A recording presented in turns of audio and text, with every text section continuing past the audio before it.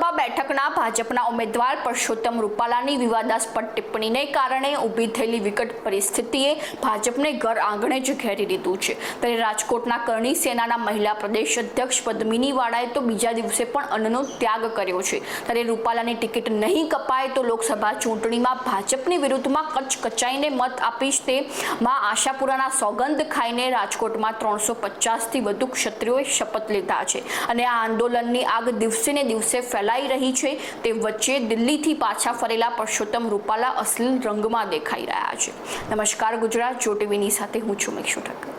કેન્દ્રીય મંત્રી અને રાજકોટ લોકસભા બેઠકના ભાજપના ઉમેદવાર પરસોત્તમ રૂપાલાએ રાજપૂત સમાજ માટે કરેલી વિવાદાસ્પદ ટિપ્પણી બાદ આ વિવાદને ઉકેલવા માટે ગઈકાલે અમદાવાદ ખાતે ભાજપના ક્ષત્રિય સમાજના આગેવાનો અને રાજપૂત સંકલન સમિતિના આગેવાનો વચ્ચેની બેઠક નિષ્ફળ રહી હતી અને ત્યારબાદ ક્ષત્રિય સમાજના આગેવાનોએ ચીમકી ઉચ્ચારતા જાહેરાત કરી હતી કે હવે પછીનું યુદ્ધ મેદાન માત્ર રાજકોટ નહીં હોય પરંતુ સમગ્ર ગુજરાત હશે અને તેની અસર 26 બેઠકો ઉપર જોવા મળશે। તે વચ્ચે આજે મુખ્યમંત્રી ભૂપેન્દ્ર પટેલ દિલ્હી ખાતે રવાના થયા હતા અને તેમની મુલાકાત વડાપ્રધાન નરેન્દ્ર મોદી સાથે થવાની સંભાવનાઓ છે।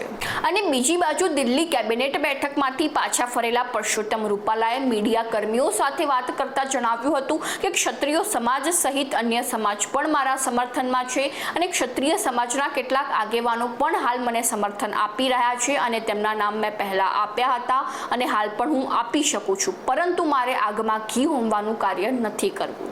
તો આવી જ નવી માહિતીને જાણવા માટે ફોલો કરો જો ટીવી મેક્ષુ ઠક્કર।